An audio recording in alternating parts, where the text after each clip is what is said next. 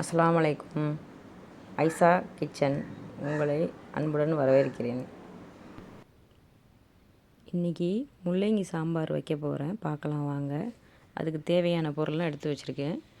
ஒரு கடாயை வச்சுட்டு 2 ஸ்பூன் எண்ணெய் ஊற்றிக்கோங்க. முள்ளங்கியை அதில் நல்லா வதக்கிட்டு இந்த தண்ணிலாம் போனதுக்கப்புறம் நம்ம எடுத்து வச்சுக்கலாம். இது பேச்சுலர் கூட ஈஸியாக செய்யலாம் இந்த சாம்பார். இதுக்கு மீன் பொரிச்சிக்கலாம், இல்லாட்டி உருளைக்கிழங்கு வறுத்துக்கலாம், கறி கூட பொரிச்சிக்கலாம், 65 பொரித்து சாப்பிட்லாம், நல்லாயிருக்கும். எறா தொக்கு பண்ணி சாப்பிட்டா இன்னும் சூப்பராக இருக்கும்.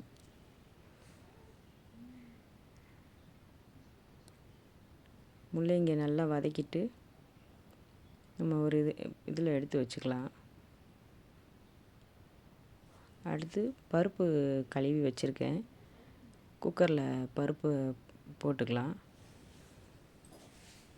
2 டம்ளர் பருப்பு சின்ன டம்ளரில் கழுவி வச்சுருக்கேன், அதை போட்டுக்கலாம் குக்கரில். இப்போ அதில் பச்சை மிளகா போடலாம். பச்சை மிளகா போடணும். 4 பச்சை மிளகா போட்டுக்கோங்க. வெங்காயம், ஒரு பெரிய வெங்காயம் நறுக்கி வச்சுருக்கேன், அதை போட்டுக்கோங்க. ஒரு 3 தக்காளி, சின்ன சின்ன தக்காளி 3 தக்காளி நறுக்கி வச்சுருக்கேன், அதையும் சேர்த்துக்கலாம் நம்ம. இப்போ கொத்தமல்லி கொஞ்சோன்னு போட்டுக்கலாம். அப்புறம் பூண்டு 4 பல் பூண்டு இடித்து வச்சுருக்கேன், தோலோடு இடித்து வச்சுருக்கேன், போட்டுக்கலாம். அதோட கொஞ்சோண்டு பெருங்காயத்தூள் போட்டுக்கணும், சீரகம் போடணும், மஞ்சத்தூள் போட்டுக்கோங்க.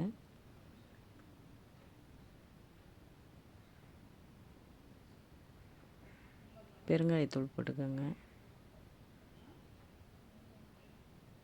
இது துவையல் கூட, இப்போ துவையல் கூட அரைச்சிக்கலாம், நல்லாயிருக்கும் சாப்பாட்டுக்கு. முள்ளங்கி துவையல் கூட செய்யலாம், வதக்கி இதே மாதிரி வதக்கி நல்லாயிருக்கும். அடுத்த வீடியோவில் போடுறேன் நான் கண்டிப்பாக. உங்களுக்கு துவையல் நல்லது உடம்புக்கு.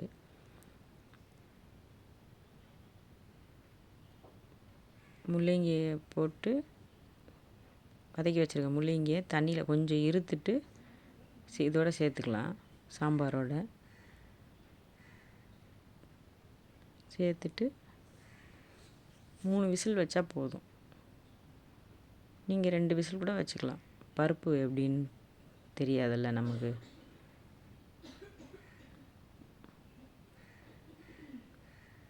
மூணு விசில் வச்சுக்கோங்க குக்கரில். உங்களுக்கு தேவையான அளவு உப்பு போட்டுட்டு 3 விசில் வச்சுக்கோங்க.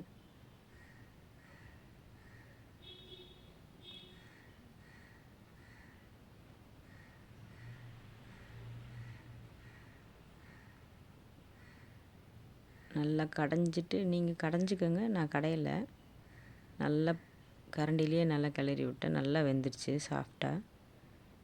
இப்போ இதை நம்ம எடுத்து வச்சுக்கிட்டு தாளிக்கலாம் வாங்க. ஒரு 3 ஸ்பூன் எண்ணெய் ஊற்றிக்கோங்க.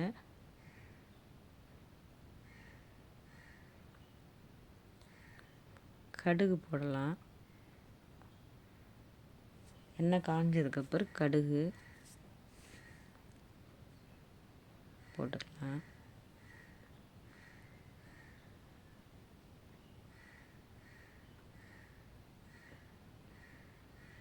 கடுகு போட்ட உடனே சீரகம் போடணும்.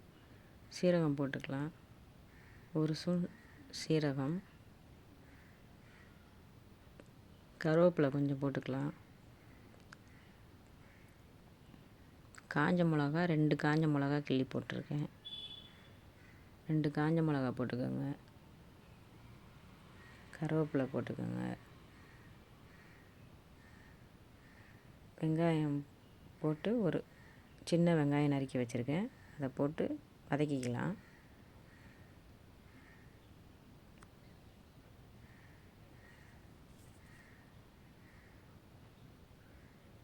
வெங்காயம்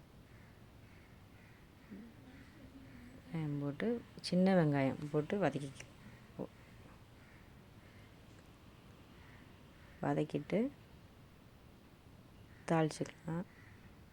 நீங்கள் இந்த சாம்பார் வச்சுட்டு கருவாடு கூட வறுத்து சாப்பிட்லாம், நல்லாயிருக்கும். கருவாடு வறுத்து சாப்பிட்டாலும் நல்லாயிருக்கும். பேச்சுலர் ஈஸியாக வச்சு குக்கரில் டக்கு டக்குன்னு வச்சுட்டு தாளிச்சிட்டு நல்லா சாப்பிட்லாம். எதாவது தொட்டுக்கிறதுக்கு அவங்களுக்கு ஏற்ற மாதிரி ஏதாவது ஒரு பொருள் கூட வச்சு சாப்பிட்டுக்கலாம். நல்லது உடம்புக்கு. இது மாதிரி வெயில் டைமில் நம்ம இது மாதிரி எப்பாவது ஒரு தடவை செஞ்சு சாப்பிட்டோன்னா உடம்புக்கு நல்லது. சூடு இல்லாமல் இருக்கும், உடம்பு சூடு இல்லாமல் குளுமையாக இருக்கும். ஒரு ஸ்பூன் மிளகாத்தூள் போட்டிருக்கேன்.